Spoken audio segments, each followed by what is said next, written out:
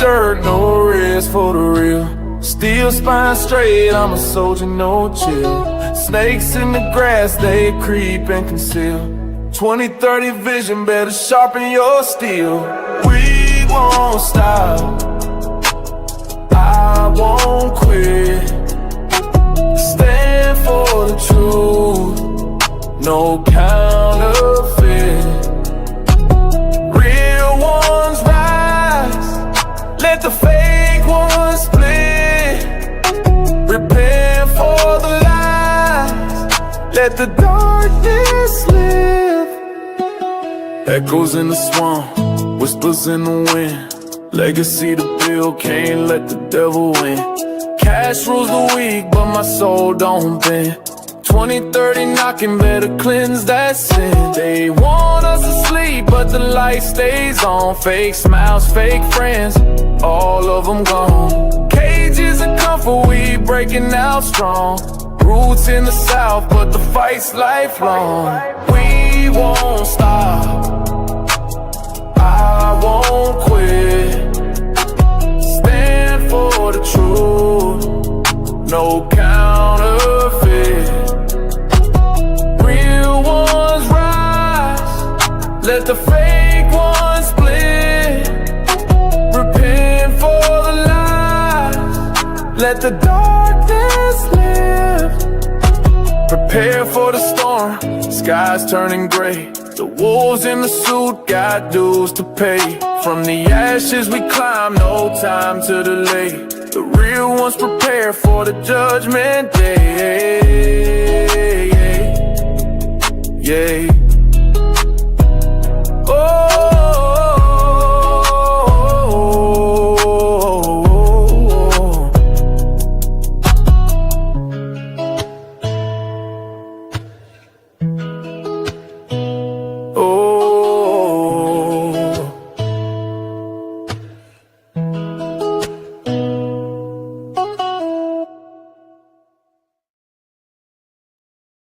Alhamdulillah, there are 1 million Muslims in this city. 200,000 of us are registered to vote as Democrats. In the last election, only 7% of us voted. Now, I will not blame anyone because often it feels like there isn't much to vote for. But this June 24th, with early voting starting tomorrow, it is an opportunity. An opportunity for us to show that Muslims don't just belong in New York City, we also belong in City Hall. Because yesterday I stood on the debate and Andrew Cuomo stood next to me. And here was a man who was the governor for a decade and he could not name a single mosque he had ever visited. He could not name it because he does not care. What's going on, everybody? Welcome back to ARP in the morning. I'm your host, Wise Man. Appreciate you guys pulling up, man. I hope all is well with you on this fine Tuesday morning. God bless each and every one of you guys, man. I hope all is well. You guys seen the thumbnail, you seen the title. Y'all know what we're getting into today. It's not going to be a super long show today, but we got to talk about it because today is the New York primary. Today is the New York primary. And we got to talk about Mamdani. He has basically taken over that number one spot, over Cuomo. Woo, this is something serious. This is something serious. Is New York City going to turn into London? Is New York City going to turn into London? That's the question that I have for you guys. That's the question I have for you guys. If you guys can hear me okay, put a 1 in the chat for me just to make sure that we're not having any technical difficulties, because y'all know I can get going and not even realize that the audio isn't working. So if you could put a 1 in the chat if you can hear me. Perfect. I see a couple ones in there, so that's awesome. So perfect. So I want to make sure that we're not missing anything here. We can definitely get the show started, man. So thank you guys, man. I do appreciate you guys. And before we get the show started, let me show some love to my folks in the chat real fast. We got a lot of folks that were in here early having their own conversation and dialogue, and I love it. What's up, Lori Addison? How you doing this morning? Appreciate you pulling up. She says, happy Tuesday, Wise, and all the beautiful people here. Please do not forget to hit that daggone like button on the way in. Let's go. Thank you, Lori. Shout out to JJ O'Hara. What's going on, Scott Williams out of Mesa, Arizona? What's going on, Sugar Shane? Appreciate you pulling up. What's up, Zephyr K9? What up, Marla? How you doing? What's up, B? What's going on? Hope all is well. What up, Cool Ramon? How's it going this morning, brother? What's up, Ed Mar, Mississippi in the building? What up, Teresa Ellington? Thank you very much for pulling up this morning. What's up, Michelle? How you doing this morning, sister? Hope all is well with you. Hope all is well. What up, Hunter? How you doing this morning? Appreciate you pulling up. Appreciate you pulling up. And no worries. Just you being here, hitting that like button, Hunter. That's really all that matters. That matters more than anything else, to be honest with you. So I definitely appreciate you pulling up and being a part of the chat this morning. What's up, Redefine Queen and Nelly? How's it going this morning? Hope all is well. What up, Peter 6336? Appreciate you pulling up this morning. Hope all is well. What up, Toy Mafia? What's up, Eric Smith, DC in the building? Shout out to you. Who else we got up in here? Quincy James, TX in the house. What's going on, brother? Whitey D, man, appreciate you pulling up this morning. Hope all is well. We're going to get things started, man. Hit that like button if you have not done so already. We are suffering from a heat wave. Started yesterday, actually probably started Sunday. I mean, it is smoking outside. I went outside this morning. It was 5 something actually, it was earlier than that. It was 4 something this morning. Get ready to go to the gym. Today's boxing day. For those of you guys that know, I get up early. I go hit the gym. I box a couple days a week. I want to make sure I keep these hands sharp. Nah, seriously, I do want to keep the hands sharp, but for exercise purposes. But I do want to make sure I keep these hands sharp. You know, I'm getting older, but I ain't that old. But man, it was 80 some odd degrees outside at 4 something this morning. This is insane. Crazy out here, and it's supposed to be well over 100 degrees out here in Maryland today. And if you guys know anything about the Mid-Atlantic and know anything about the DMV, the humidity out here is nasty. Oh man, so that the humidity is just nasty. You walk outside, man, and you're just sweating profusely immediately. It's just nasty. The DMV, that's the one thing. Like here, it will get really cold, and then in the summer months, we'll get really hot. And it's like it's not like a dry heat like you guys get out in Texas. You know, at least North Texas. I know down in Houston, it gets real swamp-like and humid down there. But man, it is just nasty out here. Nasty. Yeah, it's hot. It is going to be hot, man. So, hey, make sure you guys are hydrated. If you can stay in the house, stay in the house. If you have elderly folks, you know, in your family, man, y'all make sure y'all stay with them and check on them, because this is the time of the year, you know, when heat exhaustions and, you know, people suffering from, you know, dehydration and things of that nature, because they're just not used to the heat and they're not used to sweating this much. And y'all know y'all don't drink water like y'all supposed to. Y'all like them Dr. Peppers. Y'all like those sodas. Y'all drink them Cokes, Dr. Peppers, Sprites, all that good stuff. Some of you guys are Pepsi folks, but we can't get y'all to drink water. Yeah, make sure y'all hydrating, and not hydrating with the sugary stuff. I'm talking about water, H2O, agua. Make sure y'all stay hydrated, man, because it is blazing outside. Oh my goodness, man. Oh my goodness. I went out there. I had to go back outside, you know, run to my car real fast. And I was just like, man, this don't make no sense. This does not make any sense how hot it is already. And we're not even midday through the day. What's up, LJ Taylor? How you doing this morning? I hope all is well. Playboy Billy in the building. Shout out to you. Y'all listen to Playboy Billy, man. He said, smash that like button, please. Y'all listen to him, man. Smash that like button. Smash it, smash it, smash it. But yeah, it is hot, man. Those of you guys that know anything about the DMV, oh my goodness, man. We on this water. Whew, nasty outside.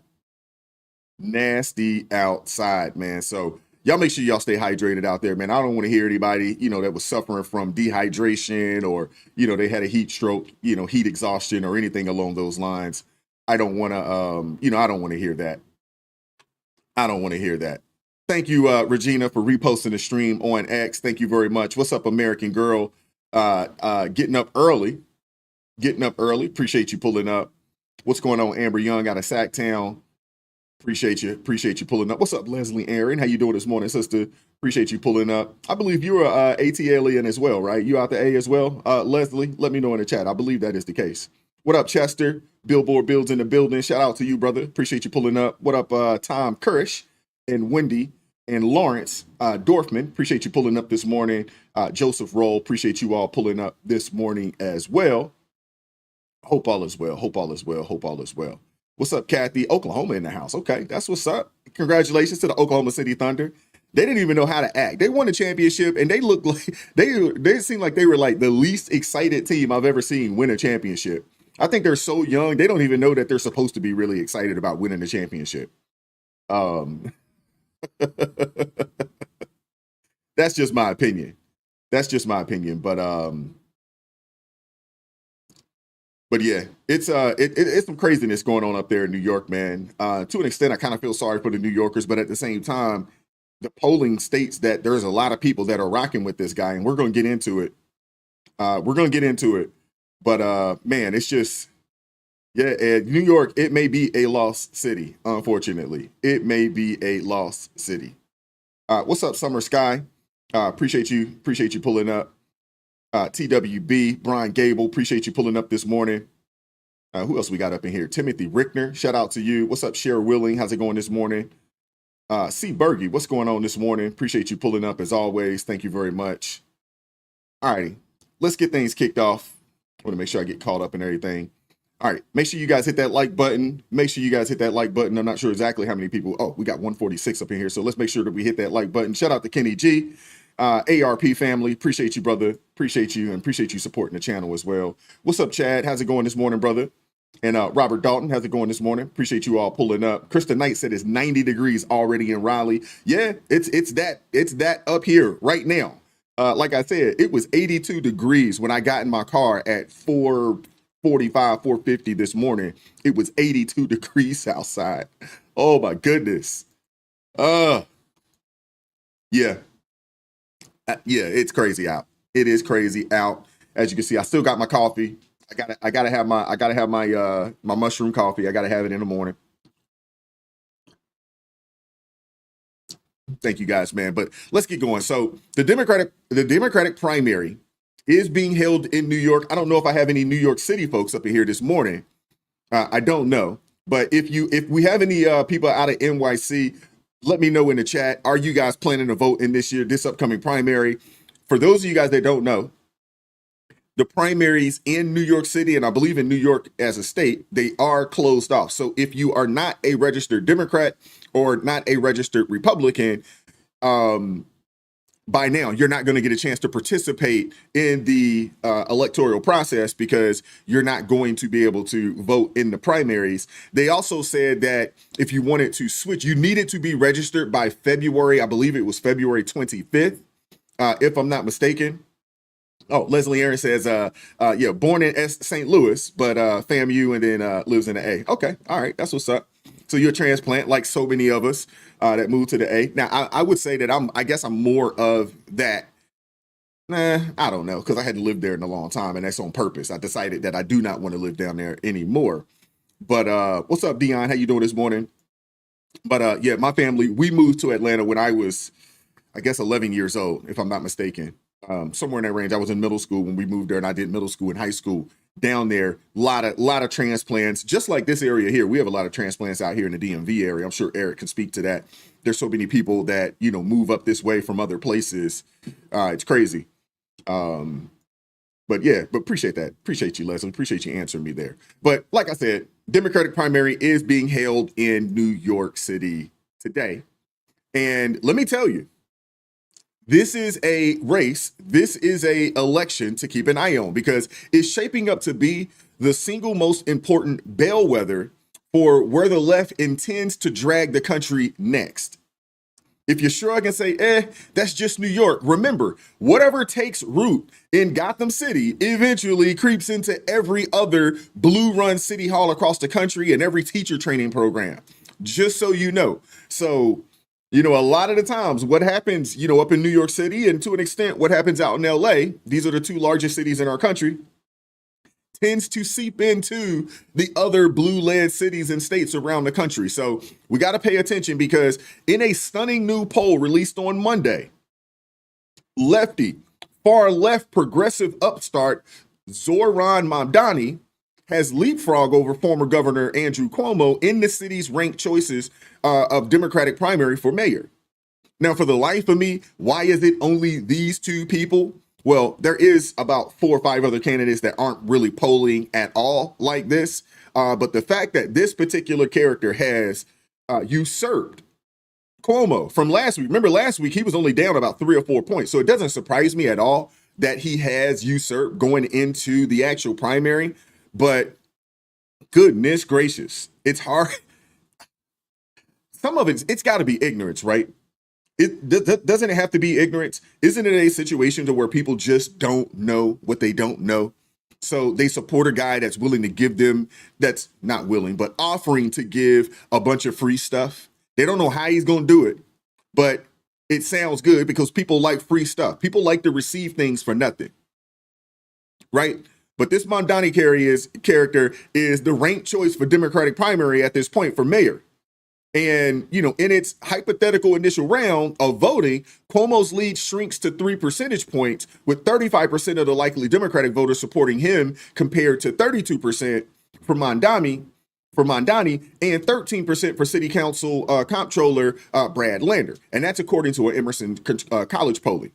City Council speakers Adrian Adams follows with 8%, Scott Stringer's at 3%, and 5% between split between candidates Zelnor Mary and Whitney Tilson, Jessica Ramos, and Michael Blake with another 4% that are considered to be undecided. Now, what we do know is that in a lot of these types of elections, they don't normally get large turnouts for these elections, right? Mondani even mentioned that, you know, a lot of Muslims choose not to vote. They say only 7% of Muslims or people who practice Islam, they actually vote. But if no one in New York City garners the more than 50% of the vote needed to win outright, the ranked choice system kicks in. And that means that even if a voter's first choice is eliminated in successive rounds of calculations, their other picks could still be in the mix and emerge as the eventual overall winner. And if that happens, Mondani surpasses Cuomo in the 8th round of the simulated ranked choice voting with 51.8% to 48.2% in the latest poll conducted June 18th through the 20th. So now, we got to talk about who this Mondani character is. I mean, we talked about him a little bit last week, right? We talked about a little about him last week, but let's dig in a little deeper, because if this guy wins, if some kind of way he is able to win, that could spell disaster for New York City. It could. Again, I gotta ask, is New York City on the verge of turning into London? Or should we say England? Are they on the verge of going in that direction? That's a question, you know, for folks, you know, up there in New York, and obviously, you know, folks around the country, because, you know, a lot of times, you know, when these types of things happen, if he is able to win, this is this type of, you know, rhetoric, these types of policies will some kind of way find itself seeping into other blue-led cities and other blue-led states around the country. Seriously. Shout out to Red Bucks with the $2 super sticker. Thank you very much for supporting the channel this morning. Now, this Mondani character, he calls himself a proud socialist and wants to tear up the playbook on crime. He wants to tear it up, man. He wants to tear the playbook up on crime, money, basic city services. I mean, this dude has big ideas for high crime areas, push the cops to the side and bring in quote unquote community responders with clipboards instead of sidearms. I'm not really sure exactly how that's going to work. But if a fight breaks out, he thinks unarmed neighbors, they can talk shooters into settling down. That's his thought process. He also wants fewer people in jail. I can understand that to an extent. Fewer people in jail, more government checks in the mail. I don't get that at all. And a raft of new taxes that would have Wall Street packing its bag for Florida before lunchtime. Now, I would assume that Wall Street may not go to Florida. They may actually find themselves in the Carolina area, which is where the rest of, you know, a lot of your large banks are. I don't know how much you guys know, but the Charlotte area is like, you know, the headquarters for most of your large banks in this day and age, right? If you guys aren't familiar with it. So it wouldn't surprise me one bit that, if something like this was to happen, I could easily see all of Wall Street, the hedge funds, all of that goes on, in New York City right now. I could easily see that moving to the Charlotte area, North Carolina, because they're already in that space. They're already there. There's already an infrastructure there for it. So it wouldn't surprise me at all if that was to happen. Shout out to my guy Jeff with the $11 super chat. Says, the more anti-Semitic you are in New York City, the more popular the politician. Bill de Blasio, a Jew, changed his name to hide his ethnicity. Y'all got to bear with me, man. These daggone braces sometimes, man, I struggle pronouncing certain things because of these things on my daggone teeth. But thank you, Jeff, for the super chat, though. I definitely appreciate that. So before we keep going, I got to say this.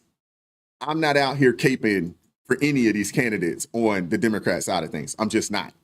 I'm not saying that Cuomo is great.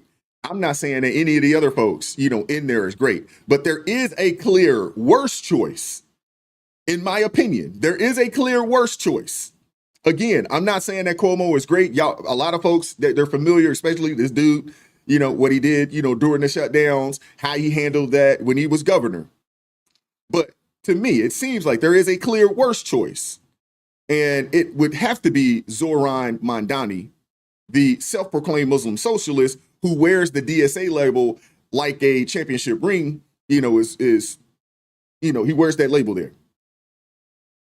If you want to know what, his New York would look like, just listen to his own words. This is what he envisions New York City to look like. Check this out. When you ask what does it mean to be a democratic socialist, for me, it means to be fighting for a society in which dignity is guaranteed to each and every member of this place.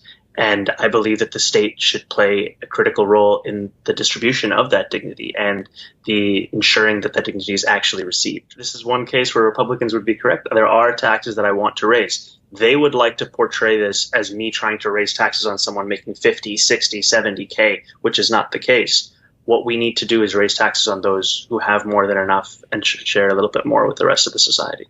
There's nothing hidden from plain view about who I am and what I want to fight for. I'm not secretly telling everyone I'm a socialist now. This is something we built the campaign around.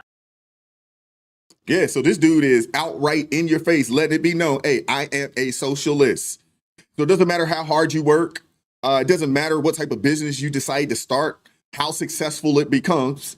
It doesn't matter. If it does become a success, you are required under this person's rule to give majority of your earnings, majority of what you work for back to the state, back to the city. I don't know. I don't feel that at all. I'm not feeling that at all. So the fact that, he makes Cuomo a failed, horrible governor look sane should tell you everything that you need to know about the state, of our friends over on the left, man. I mean, it's amazing how many people in how many places in so many different times in history fall for this. The free this, the free that. How many times are you going to fall for it before you realize that, hey, there is nothing in this life that is free. Whatever they're giving you, I promise you they're taking something away from you. If you guys are into the comic book space, in the movie itself, it's not that great. But I believe it's the second Wonder Woman movie that came out. And the guy, the villain, his ability was to give you whatever it is that you wished for or dreamed for. He could give that to you. But on the flip side of that, he was going to take something from you. You didn't get to choose what he took. You didn't get to choose what he took. He gave you what you wanted. He got to take something from you. You didn't get to choose what he took from you. And that reminds me of this socialist movement. This dude's not even hiding it. He's letting it be known, hey, I am a socialist. I can't think of one place on the planet where socialism has been a net positive for the people over the long haul. I can't think of one place. I just can't. So we got a guy that's offering, a bunch of free things. Oh, and we're not going to tax you personally if you're poor, quote unquote, what they consider poor. If you're poor, we're not going to tax you, but we are going to tax the rich into oblivion if we can. We're going to do that. So let's get into this, man. Let's break it down real quick. What would a Mom Donnie led New York actually look like? What would it look like? That's the question right there. Let's keep going. Do you think that we have to almost do without policing in certain areas which are labeled as being high crimes to have alternative bodies? Do the policing in a more compassionate, more merciful, more social, assisting and helping more than arresting and putting in jail? I absolutely think that what we need to do is give support and funding to institutions that are trained to deal with these kinds of issues. Mm-hmm. As you said, if you're having an argument with someone and there's a risk of it escalating, who is better positioned to de-escalate it? Someone who is well known in the community, or someone who has been trained specifically in de-escalation, or a stranger who has a gun. And we see so many situations where encounters with police, the police arrive and all of a sudden the tension rises even astronomically to what it was prior. Right. And I think that we need to say and ask ourselves, look at how policing is done in the suburbs, in wealthier, whiter America. When people make mistakes, the answer is not to throw them in jail. No. The answer is not to, put them in a cage and throw away the key. The answer is to try and find a non-carceral solution. Absolutely. Community service, something where, they learn from their mistakes. There's a sense of accountability and growth, all these kinds of things, which for many people in this country, especially black people, are not offered the same opportunity. Okay. As you know, shout out to William Socialists with the $5 super chat. Says more taxes means less revenue. The Laffer curve in reverse. He didn't study economics. Thank you very much for the $5 super chat. Yeah. Well, I mean, the reality of it is this, William. New York City's already lost 300 companies. They've already lost 300 companies. And if you increase the taxes, I would assume that they're going to continue to lose companies. They've already lost 200,000 jobs already. That's already happened. And they've already lost, on the low end, I believe it was about $25 billion in tax revenue for the city. They've already lost that over the past 5 years. They've already lost it because they have raised taxes. They have done these things, increased the amount of regulation, so forth and so on up there in the city. And a lot of companies was just like, yo, we can't do business here. We can't do business here. We're out. What this dude is advocating for is absolutely insane. It's absolutely insane. His plan to replace the police with community responders, I mean, on paper, it may sound nice on paper, but let's get real. These responders, unarmed, untrained in de-escalation beyond a clipboard, are supposed to handle everything from domestic disputes to active shooters. Cut it out, man. Cut it out. All this is going to do is exacerbate the problem and put people in harm's way that don't need to be in harm's way. How long would it be before one of these quote unquote community responders, they get unalived out there trying to de-escalate something? Now, I'm a fairly big dude, but two grown men get to fighting. I'm not getting in the midst of that. I'm not getting in the middle of that to break that up. I'm just not. But you expect some untrained individual with a clipboard. Oh yeah, by the way, we got to make sure that, we got equity. So half of these people got to be women. So you're going to send women out into situations where they're going to have to de-escalate some grown men fighting. Let's see how that works out. How's that going to work out? Seriously, how is that going to work out? Imagine a scenario where a gang fight breaks out. Let's say, a gang fight breaks out in the Bronx. I think Brooklyn's been regentrified. I think there's still some areas, out in Brooklyn. Actually, I know for sure there's some areas out in Brooklyn where it's still going down. But imagine, a gang fight. We ain't going to say a gang fight. We'll just say a street fight, because it don't have to be a gang fight, right? Let's just say a street fight breaks out. A group of people, there's a disagreement. And instead of, the NYPD pulling up, the NYPD showing up, it's a group of civilians with clipboards trying to talk everybody down. How's that going to work? Seriously, how is that going to work? How long before that turns into a complete bloodbath? The people that was out there to escalate, how long would it be before those people are taken out? And I want to know, who's signing up for that job? Who's signing up for that job? I want to know in the chat, who's going to sign up to be the community responder? Who's going to sign up for that job? Shout out to Crystal from Crystal Beyond Labels with the $2 super chat. Says NYC will be the new UK. Yeah, it looks like, they would definitely be heading in that direction. Shout out to Aaron over at the Freeman's Network. Says disaster looms. I want to know, hey, Aaron, are you going to sign up for that job as community responder? Now, you got a little, based on our conversations, it sounds like you got a little credit out there in the street. Are you signing up for the community responder with the clipboard to go out there and diffuse, different situations out there? I want to know who's going to sign up for the job. Seriously. You couldn't pay me enough to do that daggone job. Are you kidding me? Oh, we supposed to run to the danger with a clipboard? How is this going to work out? Oh my goodness, man. I want to know. I want to know who is going to sign up for the community responder job. Seriously. Who's signing up for this job, man? Oh my goodness, man. LJ Taylor, you a mess. I gotta highlight that. She said, hire some big mamas. Yeah, y'all boys cut it out now. You know what? They might actually respect a couple of the big mamas out there. They might actually respect that. Maybe.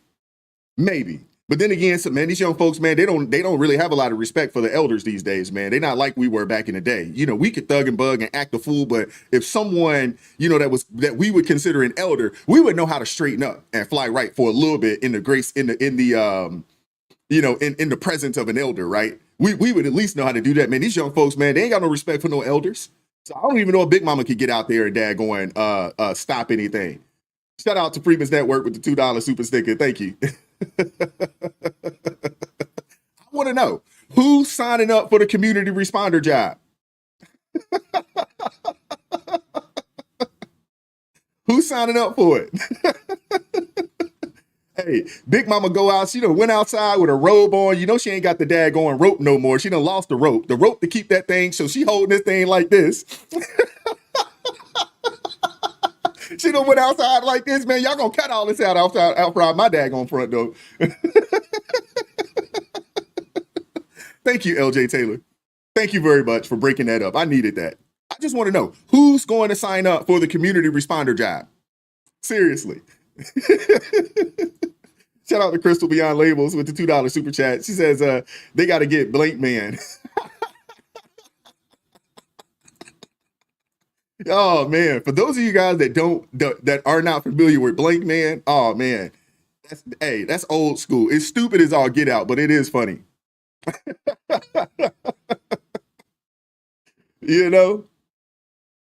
Oh man. Yeah, Teresa Ellison says, you can't even carry guns in New York. Nobody's signing up. Yeah, I wouldn't sign up for that job. They couldn't pay me enough to go and be the community responder. Are you kidding? Please. You couldn't pay me enough. Seriously. Chester, you're absolutely right. He says, growing up in the 70s, we all had respect for authorities and parents. This generation no longer has respect. Yeah, a lot of these youngins, man, please.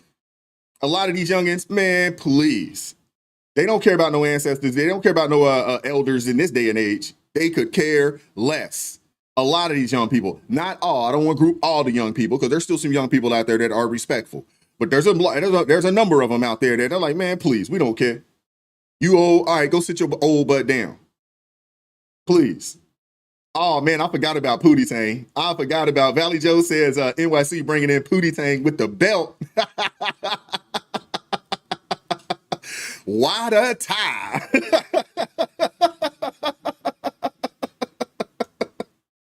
Oh man. Freedom Network with the $2 super chat says, imagine the National Action Network, please. Hey, you know good well them hustlers ain't about to do nothing. Are you kidding? Hey, you know they ain't about to do nothing. The data don't lie, man. The data does not lie. Cities that defunded or dismantled the police, they all saw the crime spike. It didn't come down, it went up. And it makes complete sense. Areas that were already crime-ridden, once you got rid of the police, y'all thought that these people were just gonna be good? Please. It got worse. And for the people that live in these communities that are actually good people, those are the people that are harmed by these types of policies. It's not the criminals that are going to do criminal things, because what we do know is criminals are going to do criminal things no matter what. They're going to break the law. They're going to do it. But what it does is for the people that still live in those communities that aren't there, and to be honest with you, there's more of them than it is of the people that are out here committing the crimes. There's more good people in these neighborhoods. There is. There's more good people in these neighborhoods. But what you do when you defund the police is you put everybody else in the community in harm's way when you do this. Everybody knows that all the cities that either defunded the police or, essentially, dismantled police or hindered the police, they all saw crime spikes. Look at what happened out there in Portland. Look at what happened out in Seattle a few years back. The homicides soared. Businesses shut down. They fled. They got up out of there. And residents, they were basically left to fend for themselves. That's what happens. You defund the police. You basically put your regular residents, you put your good people, you put them in harm's way. They become food, especially in a place that has some of the strictest gun laws in the country. So your plan is to get rid of the police, bring in community responders in a place where you can't actually protect yourself via the Second Amendment. It makes absolutely no sense, man. It makes absolutely no sense.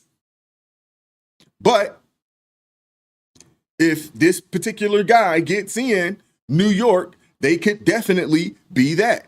They could be the next city with neighborhoods turned into no-go zones where law and order are just distant memories. Law and order would be just distant memories. Picture a subway platform at 2 a.m. and you got to decide whether, you want a counselor with a clipboard or an officer with a holstered weapon walking in when the fists start to fly. And to be honest with you, if this dude got his way, being on the subway at 2 o'clock in the morning is an absolute no-go. You probably need to be in your house before the sun goes down. Seriously.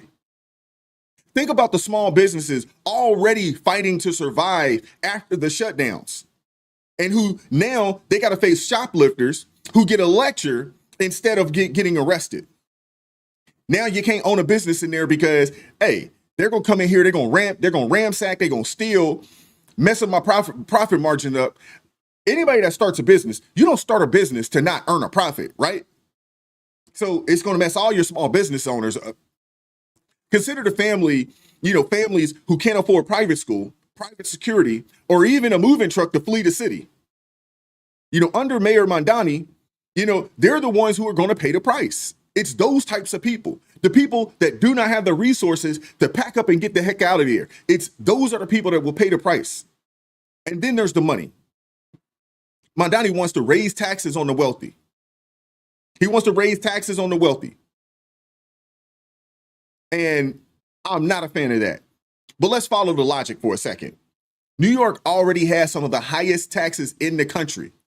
And yet the city's infrastructure is crumbling. The subway system's a mess up there. Homelessness is at an all-time high. And then you add more taxes, and you're not just hitting the rich. You're also hitting small businesses, entrepreneurs, and anyone with a decent income. Wall Street, the engine of New York's economy, isn't going to sit still for it. They're going to dip.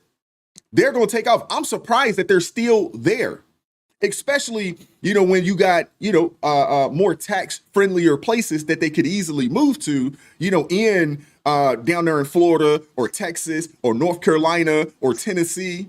These are places where the taxes, they're lower. The business climate is a whole heck of a lot better.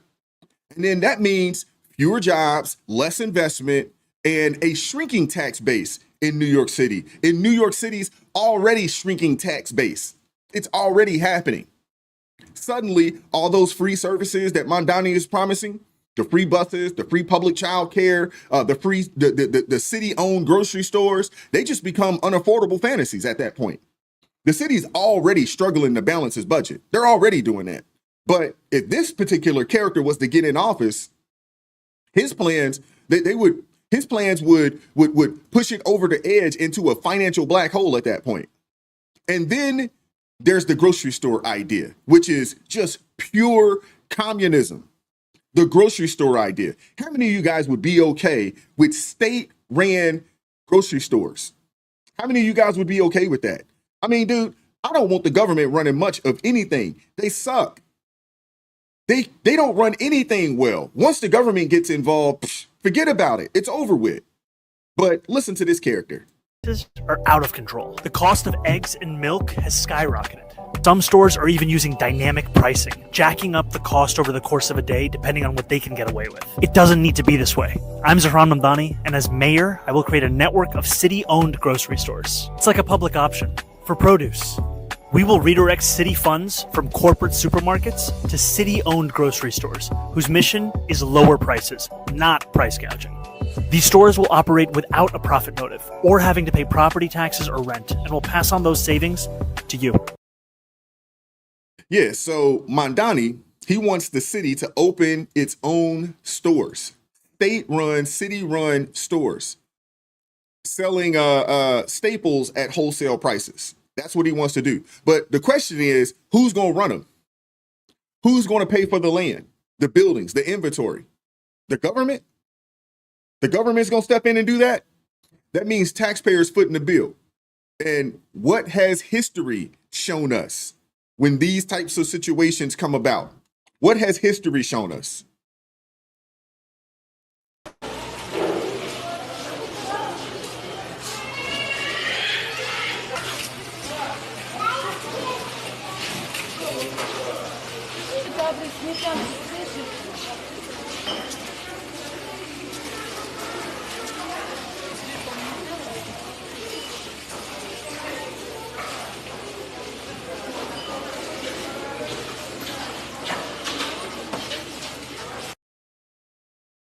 Yeah, so this is exactly what government-run grocery stores would lead to. That's exactly what government-ran grocery stores would lead to. Are you sure? Are you sure that's what you're looking for in New York? Seriously, are you sure that's what you want? I mean, look at the post office or Amtrak, who's been hemorrhaging money for years. Seriously. I mean, a city-run grocery store chain, I mean, it would be no different. It'd be draining resources from schools, hospitals, police departments. And what happens when private stores can't compete? They close, and then it creates food deserts in areas that actually need them the most. I mean, this is a recipe for economic disaster. It's a recipe for economic disaster. And now pair that with his push for fewer people in jail. So this character, this Mamdani character, he's all about decarceration, letting violent criminals out, giving away tons and tons of free stuff. I mean, is this really, what New York needs? The reality of it is this, man. When you reduce prison populations without addressing the root causes of crime. Now, I get it. When you start talking about the 1994 crime bill, you start talking about the 88 crack laws, and these things, and these people were just getting numbers, nonviolent offenders were just getting 30, 40, 50 years. That was too much. That was too much. They took it too far. And this is Democrat. These are Democrat policies. So they actually go from, just imprisoning people for years for a nonviolent offense to, hey, we're not going to do anything to you. Just these people, it just boggles the mind. It really does. It boggles the mind. How do you go from super harsh on crime? You're giving people just hiding people away in jail to, hey, we're not going to prosecute anything because there's too many people in jail. They're getting too much time. We're not going to prosecute anything. How in the world do they go there? Seriously, how? And the reality of it is that the Democrats, and to be honest with you, let's just say politicians in general, no one ever wants to talk or discuss the root causes of crime. No one ever wants to discuss the root causes of crime. What we do know is that there is a direct correlation to families and lower crime, to children being raised in nuclear families and lower crime rates. There is a direct correlation there. There is a direct correlation to children being raised, in families, nuclear families, and mental health issues subsiding. There is a direct correlation there. So we don't want to talk about what's actually going to work. We're not going to discuss the root causes. We're just not going to do anything about that, but we're also not going to prosecute the criminals. It makes absolutely no sense. It makes zero sense. It makes zero sense. And again, when you do something like this, we're going to, defund the police. We're going to, let all these people out of jail. But you don't actually address the root causes of the crime in the first place. You just end up with more criminals. That's it. You end up with more criminals in the streets. That's not a theory. That's what happened in cities that adopted similar policies. Crime rates didn't just rise, they exploded. Burglaries, assaults, carjackings, they all skyrocketed because there were fewer consequences. And in Mondani's New York, you'd have a city where law-abiding citizens are afraid to leave their homes in a place that they can't even protect themselves via the Second Amendment. Think about that. This is a place where criminals can basically just roam free, knowing the worst that they'll face is a stern talking to from a community responder with a clipboard. Everybody out there, if you are a law-abiding citizen, you are food for the criminals out there in a place like this. You are food for the criminals. You are the criminals are the apex predators, and you're the prey. And any day could be your day in an environment like this. So this is a disaster waiting to happen. It's a disaster waiting to happen. And too many conservatives outside the metro area, they laugh and say, hey, man, let New York stew in its own mess. And to an extent, I understand it. But remember, there's a ripple effect. Whatever starts in New York, it does tend to spread to your nightly news, to your kids' college syllabus, to your pension fund rules. A socialist mayor bad-mouthing Wall Street, it won't just chase banks to Florida. He'll also starve the DNC's biggest donor base, pushing national Democrats to crank up the federal taxes instead. The stakes run far wider than just Times Square. And now Cuomo, with all his baggage, the nursing home deaths, the hashtag Me Too scandals, the bullying, he still draws older Black and Latino voters, plus moderates the moderates who remember when Democrats liked cops and economic growth. But his ceiling, it looks stuck.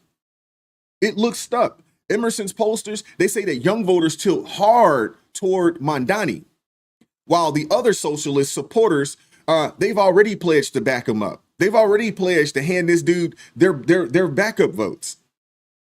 Cuomo's camp calls the poll I mentioned earlier, in the show, an outlier, pointing to last week's Marist numbers that showed him up double digits, but trends don't lie. Trends don't lie. In the New York Times, they had a wink endorsement, of another lefty, Brad Lander. So you see the path. Lander voters drop out their ballots. Lander voters drop out their ballots, slide to Mondani in round 5, and the socialist tide creeps higher. If you're wondering how hot weather, or voter turnout plays in, strategists say that older voters brave the heat while young progressives claim that they'll show, but often flake. So Mamdani's machine, they're blasting TikTok. They're on Instagram with the get out and ranked Zoran memes. They're betting that they can convert scrolls into ballots. That's what they're betting on. Cuomo's team is praying that the heat, and the inertia, it keeps younger folks on the couch. Either way, we probably won't get a final result tonight. Maybe, maybe not. But where does that leave conservatives in all of this? If you're a New York voter who thinks crime, taxes, and basic sanity still matter, you should probably show up and block Mamdani. The problem with that is that if you are not a registered Democrat, you can't just show up and go vote against or for. You just can't. You needed to do that back in February. If you're elsewhere, hey, I would say, hey, watch the numbers like a hawk. A Mamdani win, it won't stay on the Hudson, but it will inspire some copycats and shape the 2026 midterms. A moderate win, it might slow the socialist movement at least for a while and give common sense Democrats room to breathe. But this situation here, it's one city, one primary, but the outcome will probably telegraph the next big move in American politics. So let me leave you with this. Let me leave you with this before we get to the next story, because I've kind of beat this dead horse. But let me leave you with this, because I think this right here, it says it all. This right here, I believe, says it all. And then we're gonna move on to the next story. New Yorkers, more than they hate a politician they disagree with, they hate a politician they can't trust. On the subject of trust, you've adopted different speaking accents in different scenarios. But they go to their local bodega. Is there one that's real and one that's affected? What I would say is, as any immigrant knows, having been born in Kampala, Uganda, and then raised in South Africa and moving here when I'm 7 years old, is there are different parts of my life. Worldwide tour is a worldwide tour is a worldwide tour. Mamdani was talking about a worldwide press tour back when he was a rapper. Bring the flavor to the fish, bring the flavor to the rice. In a Disney movie directed by his mother. Nepotism and hard work goes a long way. Here in New York City, this is how I speak, this is how I am. Do you believe in the First Amendment, Tom Homan? All righty. Shout out to Eric Smith with the $5 super chat. Says, you have to remember 2 out of 3 people seek instant gratification. Yeah, there's some accuracy there. Thanks, Eric. Yeah, this guy's something else, man. Something else, to say the least. So this is a guy who's authored only 3 bills. He's authored only 3 bills that passed in the 4 years that he's been in the New York State Assembly. He literally has more accents than accomplishments. But I mean, it's up to New Yorkers now. The vote happens today. I believe the polls, they're already open. I believe the polls opened at maybe 7:30 or something along those lines this morning. But we'll see what happens. Either way, one thing's clear. The Big Apple, they may be in for a reckoning. If this dude wins the primary, that means that it will be him against against the current mayor. And for the life of me, his name escapes me at this point. But we'll see what happens. We'll keep our eyes on it. We'll probably talk about this a little later this week. Maybe we'll see. Let's see where this thing goes. But yeah, it's crazy, man. It is craziness. I don't know, man. I mean, any sane New Yorker, out there, you'd have to look at this and say, you know what? Is there any way that I can stay here if this individual wins? You got to think about getting up out of there. State-funded grocery stores would cause people to have to drive to New Jersey to do grocery shopping. They'd have to drive to New Jersey or drive up to Connecticut just to do some grocery shopping. Seriously. But let's keep going. Hit that like button if y'all haven't done so already. In other news, I want to check out what happened this weekend over in Florida. I'm not sure if you guys heard, what happened down there, but let's check this out.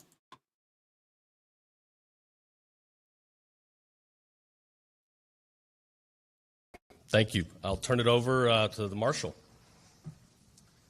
Thank you, General, and I know children are a priority with you.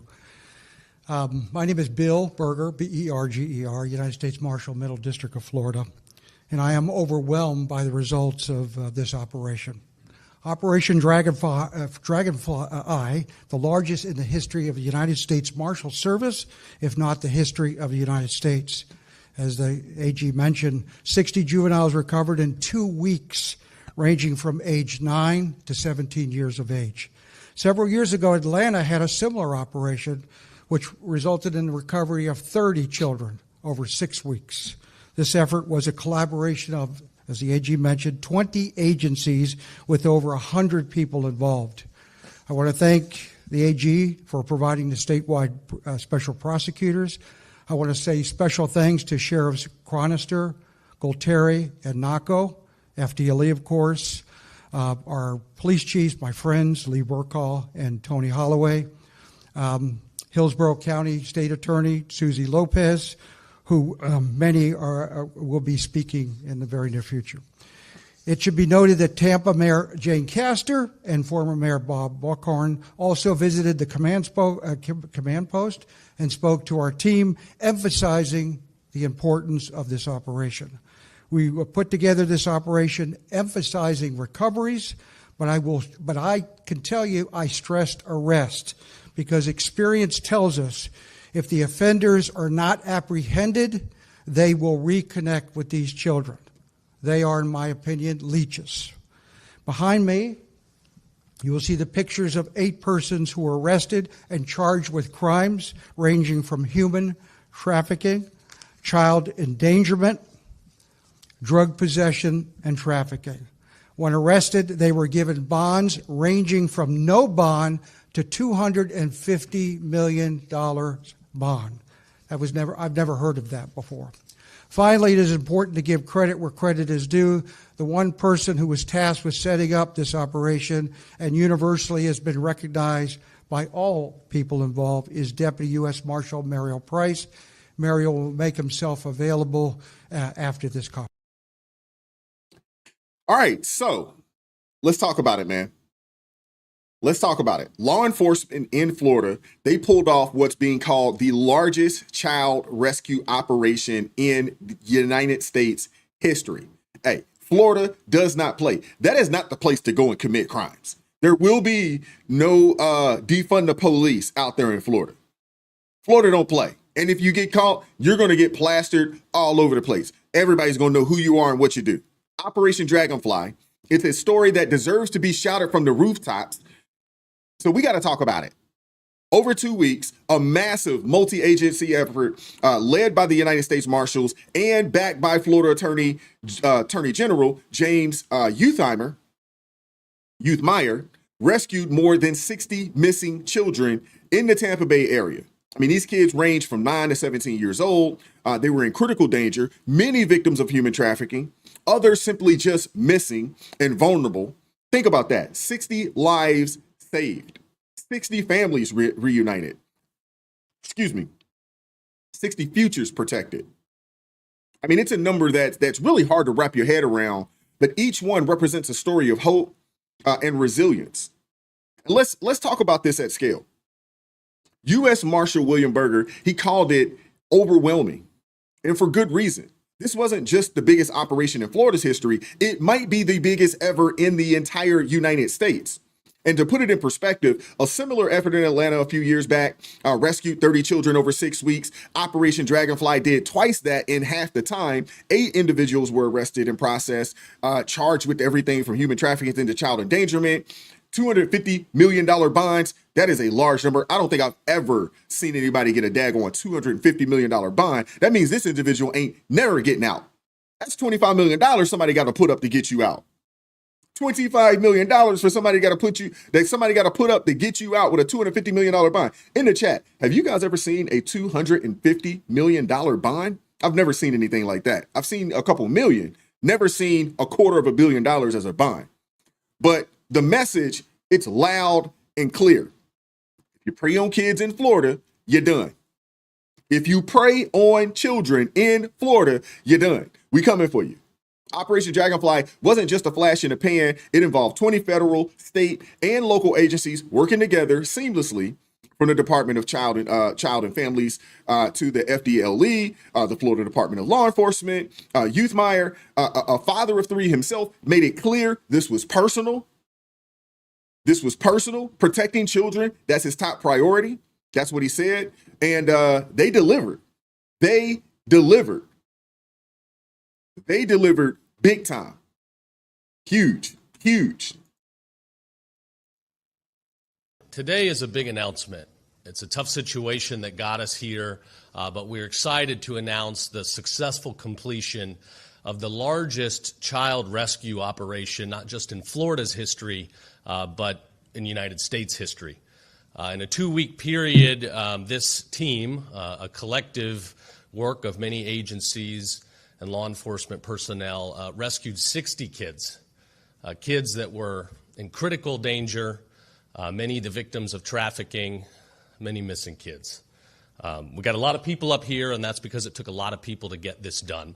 What makes Florida the rule of law state is we're great at working together in collaboration across agency lines. So I'm excited to have here with me today William Berger, the U.S. Marshal for the Central District of Florida, Taylor Hatch, Secretary of Florida Department of Children and Families, Rita Peters, Special Counsel to the Florida AG's Office, Mark Glass, Commissioner, FDLE, Catherine Gomez, Director, Florida Department of Juvenile Justice, Human Trafficking Intervention, Callahan Walsh, Executive Director of the National Center for Missing and Exploited Children, Lee Burkhall, Chief of the Tampa Police Department, Anthony Holloway, Chief of the St. Petersburg Police Department, Tracy Cayley, Director of Operations for Baycare Behavioral Health, and Natasha Nascimento, Chief Executive Officer of Redefining Refuge. This is what it's all about. This is why we do the job. I've been on the job now several months. I've got 3 little kids, and I've made clear protecting our kids and keeping Florida the safest state to raise a family is our #1 priority. Today is a result of the hard work to deliver on that promise. Many of these kids have been through painful, disastrous situations, but at least today we've rescued them and we now can work towards recovery. I want to thank our law enforcement partners. I want to thank our victims advocates for being there for these kids in a time of need. And I want to thank my statewide prosecution team for coming in heavy here. We've put a lot of work on the statewide prosecutors since I took office, and they have delivered. I thank God daily for them, the work they're doing that's keeping the streets safe. And I want to thank everybody that wears a badge and puts their life on the line. They save lives. So I'm not going to say a lot here today because these people did the hard work. I'm proud of them. I thank them. We got 60 kids safely back in our custody because of them. So. All righty. So this operation wasn't just about rescue. It really wasn't. I mean, it was about care. I mean, these kids didn't just get pulled out of danger. They were debriefed, given physicals, psychological support, and connected with follow-up services to ensure that they wouldn't end back up on the streets. But it's not just about the numbers. It's about the heart behind it. Department of Children and Family Secretary Taylor Hatch, DCF, highlighted how their team provided care and compassion to every child recovered. FDLE Commissioner Mark Glass echoed the sentiment, saying that, Florida will never be a safe place for traffickers. I'm glad to hear that. And get this, 10 DCF agents alone helped to recover 26 of those 60 kids. That in itself is dedication. That's teamwork. And that's what happens when you have leaders who prioritize action over rhetoric. I mean, this operation, man, it sends a powerful message. Human trafficking doesn't just happen in the shadows. It happens in plain sight. But so does justice. FDLE Commissioner Glass is still encouraging the people, still encouraging the public to report suspicious activities, reminding us all that we have a role to play. When you see something, say something. Whether it's tipping off law enforcement or supporting organizations that fight trafficking, every action counts. People got to understand, man, this daggone human trafficking, this thing is huge. You know, everybody talks about slavery of the past. No one talks about the slavery that's currently happening right now in our nation. Everybody talks about, you know, what happened in the past. No one's talking about what's happening right now. And it was bad in the past, and it is bad right now. But for whatever reason, people want to gloss over it. Lori Otteson said, just watch the movie Sound of Freedom. Hey, that's a hard movie to watch. I did watch the movie. It took me 2 days to get through it. My wife and I, we sat down and we watched it, and she gave up. She couldn't watch it no more. She just couldn't handle it. She couldn't watch it all the way through. She stuck around with me the first day, but she was like, I'm not finishing this movie with you. You're on your own with this one. It's a good movie based on a true story, but it is a hard movie to watch if you are a person that has compassion for people, especially children. Oh my goodness, man. It's a hard movie to watch. And there's a lot of evil, wicked individuals out here doing some things that are just nasty, that are just sad. I don't know if you guys heard about this. There's a young lady, Chicago teacher. I want to pull this up for you. I don't know if you guys had a chance to hear, if y'all heard about this. This particular young lady here. Give me a second. There we go. No, that's not what I wanted. There we go. I wanted that. Let me pull this up. This particular individual right here, I don't know if you heard about this right here. Chicago teacher has been charged for having inappropriate relations with a 14-year-old student over 45 times. She revealed to the student that her husband had an affair with her best friend. So she faces up to 60 years in prison. We don't know if she'll get 60 years in prison because, you know, they're very, very lenient when it comes to women. They are way tougher on men when it comes to this than they are with women, but they should throw the book at her no different than they would throw the book at some man. Now, what we do also know is that they've even been lenient with men. One of the current justices right now, Ketanji Brown Jackson, she's known for being lenient on people who are PDF files. She is very known for being lenient on people who commit these types of crimes. Seriously. But this is sad. What does a teacher, what do you got messing with some little kid, some 14-year-old dude? Yeah, I get it. You know, a 14-year-old man, 14-year-old young boy could look like a man from the neck down. You can't change the face, right? You can't change the face, right? A lot of these youngest, man, they look like little kids in the face. Now, I've seen some pretty big, some pretty nice size young dudes out there. I've seen it with my own eyes. I coached football for a long time, and I coached middle school. Once they hit that 8th grade year, and they can be either 13 or 13 going on 14, and these can be some big dudes, man. Some of them have mustaches. Some of them, you know, they'll be, you know, 6'1", 6'2", 6'3". There's some big guys. But what is your grown behind as a teacher? What do you got dealing with some little 14-year-old dude? He can't do nothing for you. So crazy. So crazy.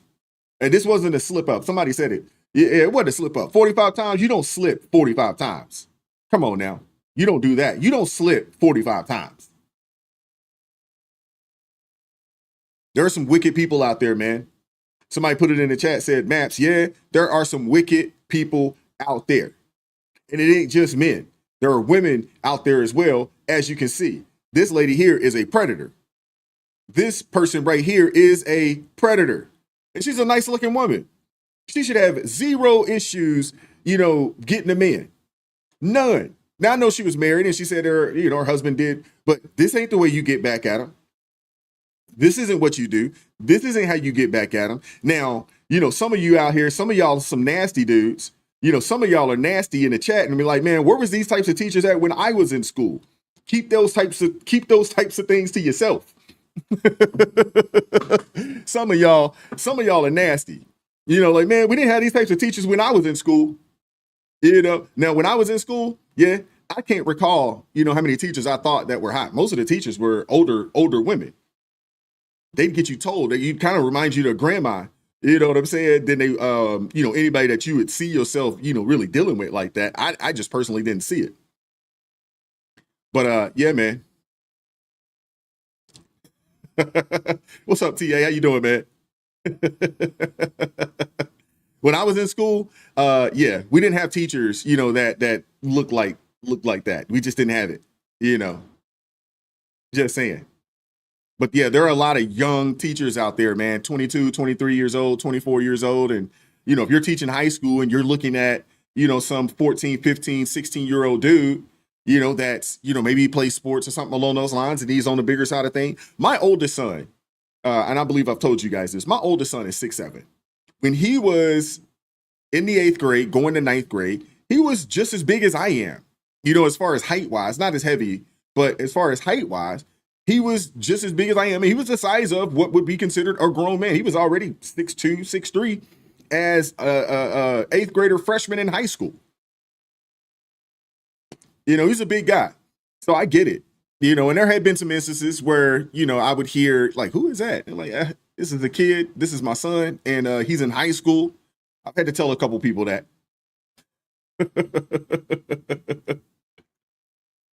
Oh, man. Wow. TWB said a female math teacher tried to get my boyfriend. Huh. Interesting. Now, when I was in school, you would hear girls saying, oh, I don't mess with these little high school boys. My boyfriend, 25 years old. And at the time, we're like 25 years old. And now I'm like 25 years old. What is a 25-year-old dude dealing with a sophomore in high school? Like, how does that work? But that's a show for you guys, man. For whatever reason, what's going on, when it comes to this mainstream media, they're not going to discuss the release of 60 children, out of human trafficking. They're not going to do that, right? They're not going to do that. But I wanted to bring that to you guys today, man. I hope you guys enjoyed the show, man. That's all we got. Like I said, not going to be a super long show. We're going to try to keep things compact going forward. We're going to do our best to try to keep things compact within that hour to an hour and a half. And I know the last time I said this, we did a 3-hour show, but I'm going to do everything in my power to make sure that we maintain some form of compactness within the show. Those 3-hour streams, man, I told y'all, I'm not going to claim ADHD, but I am one of those kind of people that, after about an hour or so of sitting, I need to get up and go run. I got to move. I got to. But I do appreciate you guys pulling up, man. Do appreciate you guys pulling up this morning. Thank you guys so much for everything. All the super chats. Thank you guys. Thanks to the ARP family. Appreciate you guys as well. Make sure you guys, man, hey, stay cool, stay hydrated, stay safe out there. It is hot. It is a scorcher. It seems like this is something that is happening across the country, especially if you're in the Northeast, man. Obviously, you guys know that we are in a heat wave. So just make sure you guys are drinking enough water, man, and staying hydrated out there. Be safe out there, man. Keep God first. Stay prayed up. We'll catch up with you all, Lord willing, tomorrow, 9:30 a.m. Eastern Standard Time, ARP in the morning. You guys take care, man. Peace.